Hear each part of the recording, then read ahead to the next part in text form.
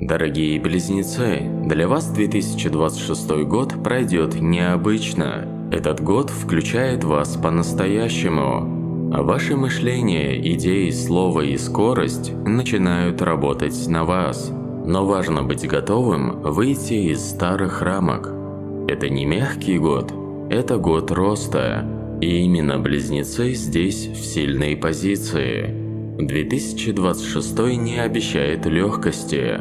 Он предлагает возможности и предлагает честно. Либо вы берете ответственность за свой путь, либо мир начнет подталкивать вас жестче.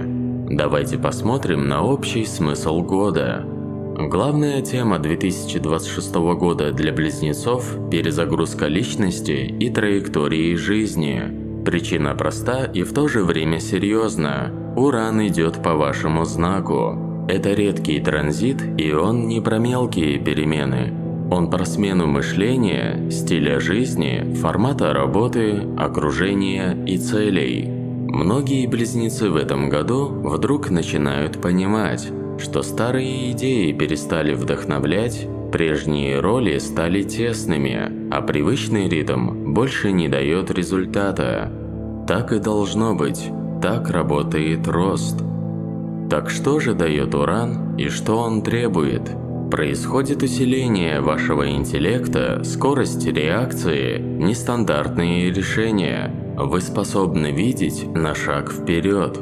Но в то же время он не терпит рутины ради рутины, страха перемен и откладывания жизни на потом. В 2026 вы чаще обычного будете ловить себя на мысли «я могу больше».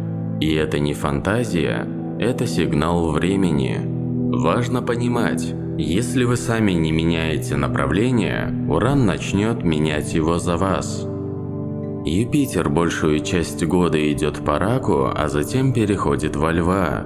Для близнецов это означает рост через связи, доверие, общение и умение быть полезным. Деньги в 2026 году приходят из умения договариваться, объяснять, обучать и направлять. Во второй половине года, когда Юпитер входит во Льва, возрастает тема признания. Вы можете стать заметнее, увереннее и влиятельнее. Но здесь есть условия. Нельзя прятаться и ждать, что вас заметят сами. Сатурн в Овне проверяет вас на зрелость. Строго, но честно. Он показывает, где вы избегаете ответственности и где пора выбрать одно направление вместо 10. Если вы принимаете правила Сатурна, год начинает ускоряться. Если сопротивляетесь, возникают задержки и усталость. В 2026 году важно избегать нагрузок на здоровье. Год быстрый, много информации, много решений. Важно беречь нервную систему, не жить в режиме постоянной спешки. Очень важно давать себе время для восстановления. Это не слабость, а стратегия выживания и роста. В целом, год дает вам большие возможности. Идеи начинают воплощаться в реальность, слова приобретают вес, а выборы становятся судьбоносными. Вы входите в период, где ум – ваш главный актив, и именно от того, как вы им распорядитесь, зависит результат года.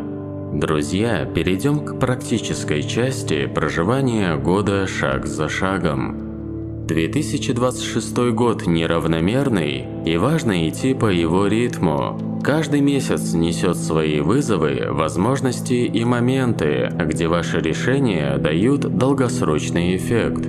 А начнем мы с января. Месяц начинается в энергии Козерога, а это значит, что год открывается с приземленной, практичной нотой. Полнолуние 3 января в Раке поднимает тему безопасности – финансовую, бытовую и внутреннюю. Вы можете заметить, где зависите от других сильнее, чем хотелось бы, или какие привычные стратегии больше не дают отдачи. Новолуние 18 января в Козероге – важная точка для закладывания намерений, которые будут работать на долгую дистанцию. Здесь важно не мечтать, а конкретно формулировать цели, будь то проекты, доходы или карьера. Важно действовать обдуманно, аккуратно и точно. Полезно вести список приоритетов, оценивать свои возможности и ресурсы, разбирать, что реально приносит результаты, а что лишь создает иллюзию активности.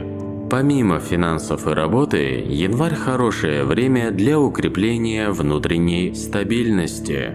Близнецам важно держать нервную систему в балансе, не перегружать себя новыми задачами и делать небольшие паузы для анализа. Это фундамент, от которого зависит весь год. Наступает февраль, и с ним идея, которая меняет вектор. Февраль переводит фокус в Водолей, а значит, мысли ускоряются, появляются новые идеи и нестандартные решения. Энергия месяца стимулирует любопытство и стремление к эксперименту. Но главное – фиксировать все ценное, что приходит. Ключевое событие – солнечное затмение 17 февраля в знаке Водолея. Оно может резко изменить путь развития, открыть неожиданные возможности, новые форматы работы или обучения. Для близнецов это сигнал будущего, когда важно не обесценивать свои идеи и не бояться нестандартного. Даже если решение кажется непривычным или рискованным, это может быть начало долгосрочного роста. Февраль – время наблюдений и анализа. Этот месяц полезно проводить в консультациях, изучении нового, искать источники вдохновения, которые могут стать точкой роста. Важно не спешить с выводами.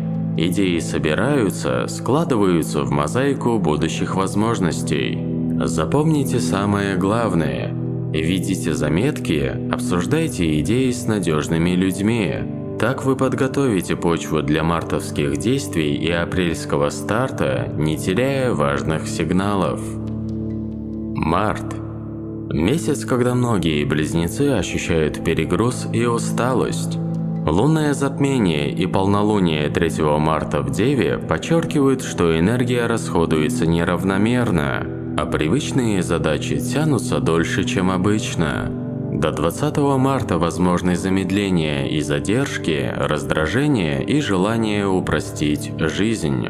Это естественный сигнал, что пора отсеивать лишнее, завершать старое и пересматривать приоритеты. Стоит обратить внимание на проекты и задачи, которые давно стоят на паузе, а также на обязательства, которые забирают время и энергию без реальной отдачи. После 20 марта все начинает проясняться. Близнецы видят, какие идеи стоит развивать, а от каких стоит отказаться. Март – отличное время для фокусировки, оптимизации и подготовки к активным действиям, которые придут в апреле. Завершайте старые проекты, которые тянут ресурсы. Пересмотрите график и откажитесь от ненужных встреч. Анализируйте, где ваши усилия дают результат, а где энергия уходит впустую. Март помогает отстроить внутренний порядок и концентрацию, без которой апрельские старты будут хаотичными и менее результативными. Апрель приносит энергию Овна и Марса, что делает месяц активным, решительным и динамичным. Это время импульса, инициативы и смелых шагов. Новолуние 17 апреля в Овне – сильная точка для старта личных проектов. Это месяц, когда лучше сконцентрироваться на одной ключевой цели, чем распыляться на множество мелких дел. Любые начинания, предпринятые с ясной целью и продуманной стратегией, будут давать эффект до конца года. Также в этом месяце ощущается рост уверенности. Попробуйте новые форматы работы, подходы к общению, способы самовыражения. Результат приходит к тем, кто действует решительно. Определите главный проект месяца и полностью сконцентрируйтесь на нем. Не бойтесь пробовать новые подходы, но отслеживайте, что реально работает. Уделяйте внимание внутреннему состоянию, смелость и решимость должны идти в паре с ясной целью и стратегией. Апрель – это месяц активного движения, который задает ритм весне и формирует основу для удачи и результативности следующих месяцев. А далее следует один из самых сильных периодов года – май. Солнце и Меркурий идут по вашему знаку, усиливая интеллект, харизму и удачу. Это время, когда ваши идеи и мысли имеют вес, когда люди действительно прислушиваются и реагируют на ваши предложения. Полнолуние 31 мая в Стрельце подчеркивает момент результата. Что-то начатое ранее дает отклик и проверяет вашу активность. Удача приходит туда, где вы проявляетесь, взаимодействуете и строите отношения. Май – это месяц для переговоров, публичного выражения идей, обучения и обмена знаниями. Фиксируйте результаты своих действий и корректируйте стратегию. Особое внимание уделяйте связям. Контакты, завязанные в мае, могут оказаться ключевыми для дальнейшего года. Смещение фокуса на материальную сторону приходит с июнем. Новолуние в Близнецах 15 числа – отличная точка для новых источников дохода, проектов и финансовых экспериментов. Юпитер поддерживает рост, но требует разумности. Лишние обещания, спонтанные траты и необдуманные решения могут обернуться сложностями в будущем. Конец месяца – время внимательности к документам, договорам и деталям. Мелкие ошибки или невнимательность могут замедлить движение вперед. Близнецам полезно пересматривать контракты, уточнять условия и работать с цифрами предельно аккуратно. Июнь также месяц, когда важно ощущение собственной ценности и справедливой отдачи.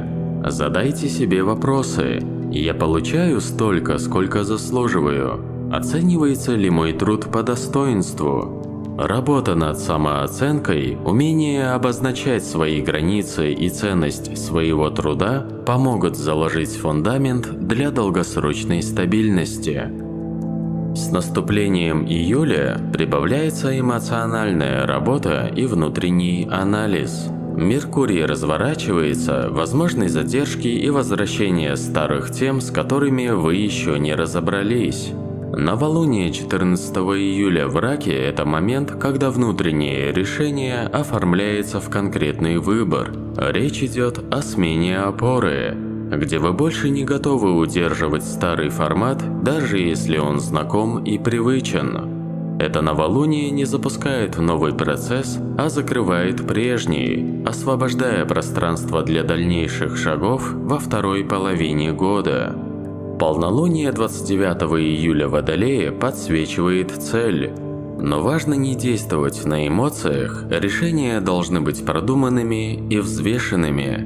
Не забывайте вести дневник или заметки, фиксируйте идеи, проверяйте, что мешает вашему вниманию и где стоит сосредоточиться на главном. Эмоциональная энергия июля может быть высокой, но она же дает ресурс для весомых решений и долгосрочных действий. Давайте перейдем к одному из ключевых месяцев года – август. Солнечное затмение 12 августа во Льве – мощная точка, открывающая шанс заявить о себе, показать результаты работы и выйти в публичность. Энергия августа требует смелости. Если вы прячетесь, возможности пройдут мимо. Лунное затмение 28 августа в Рыбах может вскрыть внутренние страхи, но важно доверять выбранному пути и сохранять уверенность.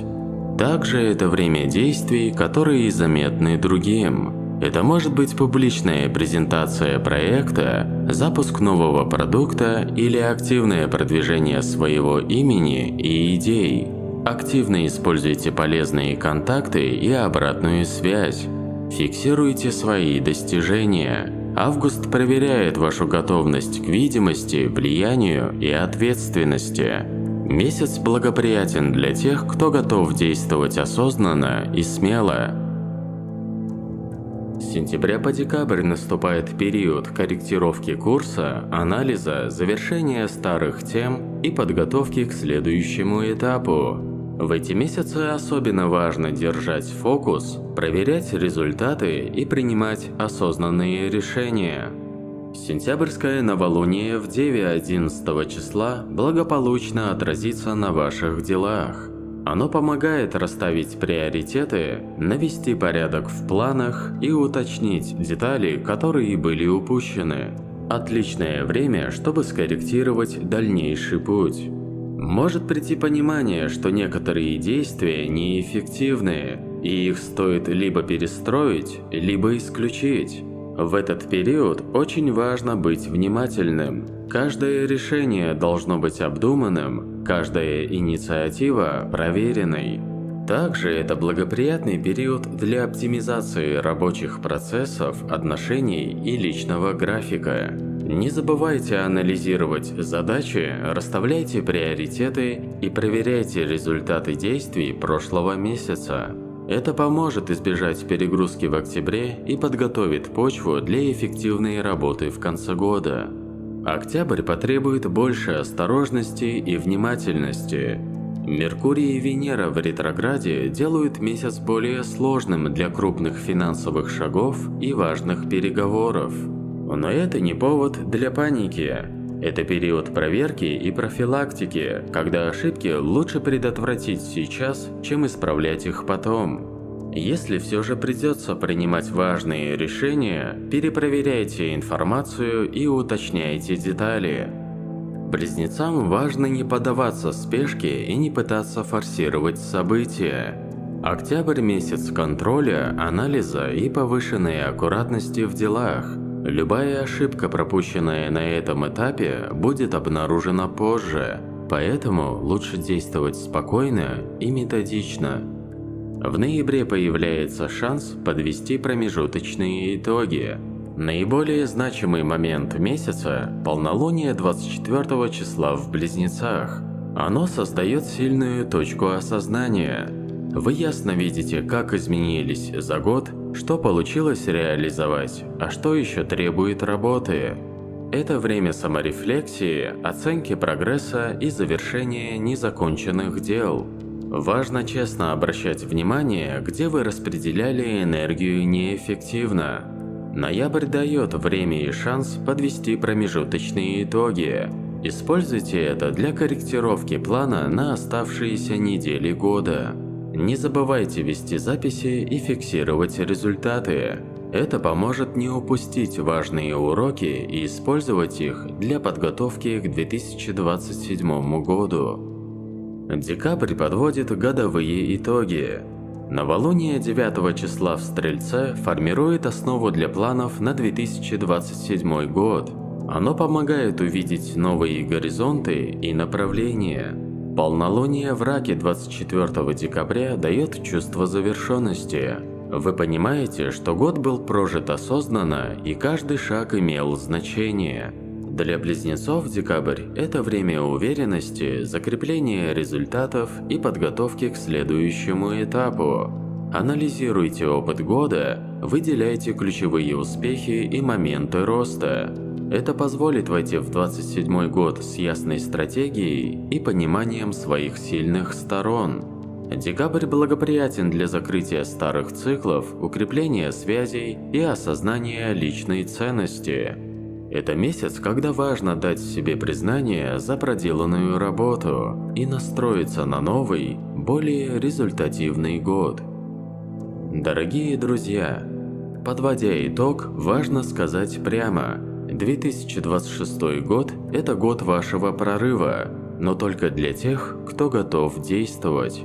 Он дает шанс увидеть новые горизонты, использовать интеллект, слово и харизму для того, чтобы действительно изменить свою жизнь. Вы будете сталкиваться с вызовами, но они же и открывают те двери к возможностям, которые раньше казались недосягаемыми. Вы выходите из этого года более зрелыми, уверенными и готовыми к новым вершинам. Используйте энергию затмений, новолуний и полнолуний, доверяйте себе, будьте активны, и тогда 2026 станет годом ваших возможностей, открытий и личного роста. Я искренне желаю вам видеть возможности действовать смело и сохранять внутреннюю опору. Пусть этот год станет вашим годом силы, ясности и результата. Если прогноз вам понравился и был полезен, поставьте лайк и подпишитесь на Астроквазар. Не пропустите гороскопы и для других знаков на 2026 год. Спасибо, что следите за знаками судьбы вместе со мной. С вами был Игорь. До скорого!